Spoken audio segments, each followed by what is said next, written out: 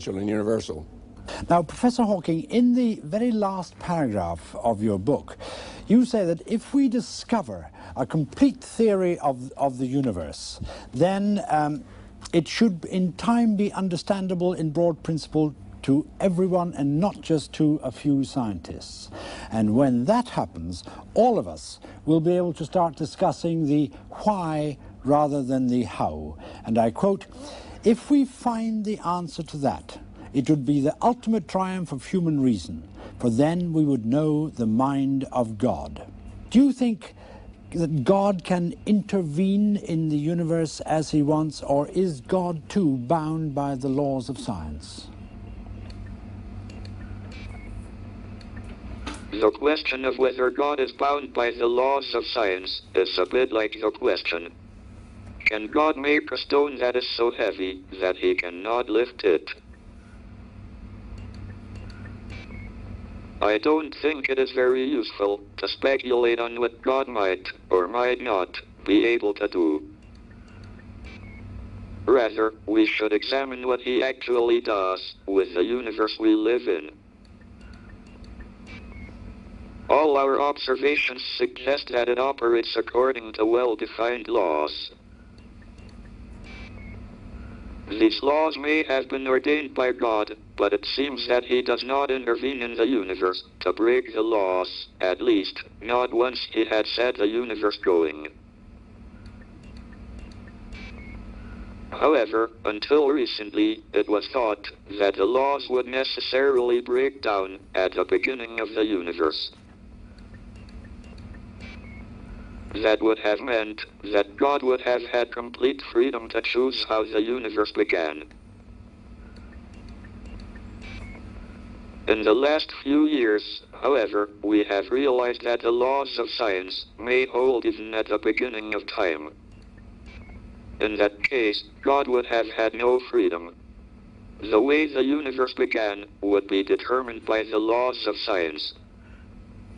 Well, thank you very much. And Carl Sagan, in your introduction to the book, you commented on this. You said this is also a book about God, or perhaps about the absence of God, because Hawking left nothing for a creator to do.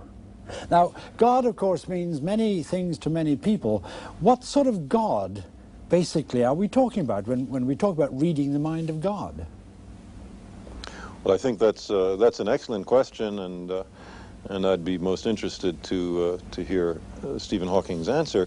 But just to try to illuminate the range of possibilities, consider two alternatives. One is the notion popular in the West of God as a sort of outsized, elderly white male with a long white beard sitting in a throne in the sky and tallying the fall of every sparrow. Contrast that with the idea of God in the mind of, let's say, Spinoza or Einstein, which was, at least very closely, the sum total of the laws of the universe. Now, it would be madness to deny that there are well-defined physical laws in the universe. And if that's what you mean by God, then there's no question that God exists, but it's a very remote God, what the French call roi fainéant, a do-nothing king. On the other hand, the former model, the one who intervenes daily, for that there seems to be, as Dr. Hawking said, no evidence. I think it is wise, my own personal feeling, to be a little humble on such matters. We must recognize that we are dealing with, by definition, the most difficult things to know, the furthest from human experience, and perhaps we will be able to penetrate a little way into these mysteries. I think, Professor Hawking, you'd like to come in here.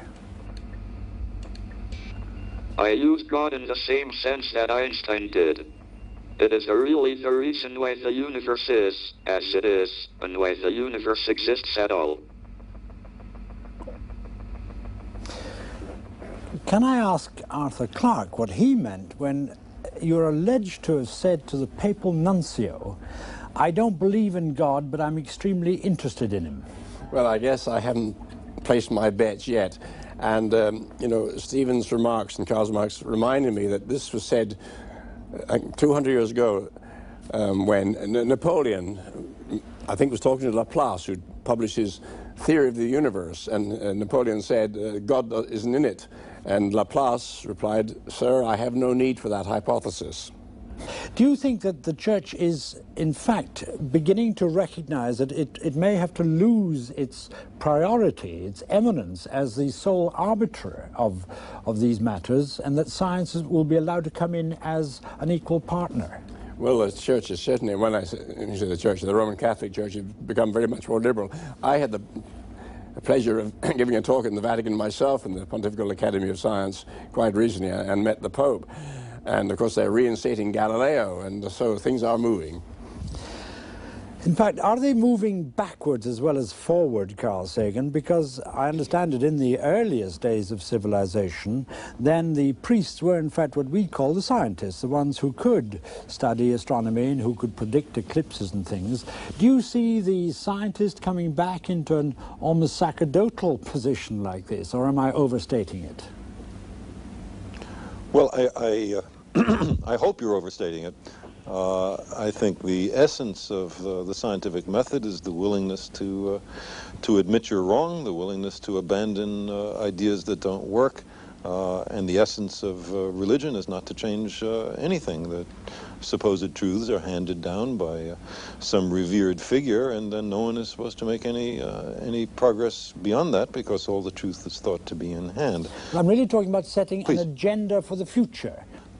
My sense is that the scientific way of thinking, questioning, some delicate mix of creative encouragement of new ideas and the most rigorous and skeptical scrutiny of new and old ideas, I think that is the path to the future, not just for science, but for all human institutions. We have to be willing to challenge because we are in desperate need of change. Can I put the same question to you, Arthur Clarke, then? Politicians or priests are setting the agenda, or scientists? I'm very fond of quoting Pandit Nehru on this, when he once said that politics and religion are obsolete. The time has come for science and spirituality. I hear from the clicking that Professor Hawking would like to come in. I don't think that physics tell us how to behave to our neighbors. Ah. Well, physics may determine who our neighbors are and on what planets they live. Well, you said science should be skeptical of politics. Don't you think we ought to be a little skeptical about science too? I mean, can we trust you guys? I think you should certainly be skeptical, but my view is that there's no community of people on the planet more skeptical than science. It's our stock in trade. It's the lifeblood of our subject. Science is a self-correcting subject, not like politics. Well, politics is corrected by other forces. Can I ask one question of you all, and that is the question of creativity, which fascinates me. Here we have three enormously creative people with enormously creative intellects. How, in fact, does it operate? Do you, Arthur Clarke, do you sort of find a problem that you'd like to work on and then look for a solution to it? I'm not sure what my mechanism of creation is, and I don't think I really want to know, because I'm afraid that if I discovered it, I would, like the centipede, when it was asked how it walked, just fell distracted in a ditch. Or a golfer when he's asked about his swing, yes. So you don't think about that. Carl Sagan, there is a serious side to this. Well, this issue of where creativity comes from is, I share your fascination with it. I don't think we understand very much about it. My practice is merely to respect my unconscious mind, who often is much wiser than the conscious part of me, and pay attention to what it says. In fact, I think this is connected with that delicate tension at the heart of the scientific method I talked about before. The unconscious mind proposes a range of possibilities, and the conscious mind disposes, that is, compares those ideas with the real world, checks for internal inconsistencies, and so on. I think the creative process is a partnership between a conscious and an unconscious part of our minds. At least that's how it seems to me. I'd like to leave the last word on creativity, in fact, with Professor Stephen Hawking. Just whenever you're ready, sir. I am just curious. I want to find out how things work. I follow my nose. One thing leads to another, and I don't know what I will find next. Now I think I would like to retreat a little bit into poetry myself, because it's nearly 150 years ago since Matthew Arnold wrote his splendid poem, The Future. But what was before us we know not, and we know not what will succeed. Well, perhaps if Professor Hawking's magnificent vision and curiosity is realized, we'll have proved Matthew Arnold wrong before the 150 years are up. Gentlemen, to all of you, to Professor Stephen Hawking, to Dr. Arthur C. Clarke, to you, Carl Sagan in America, our warmest thanks to all three of you. And to all of you watching, good night.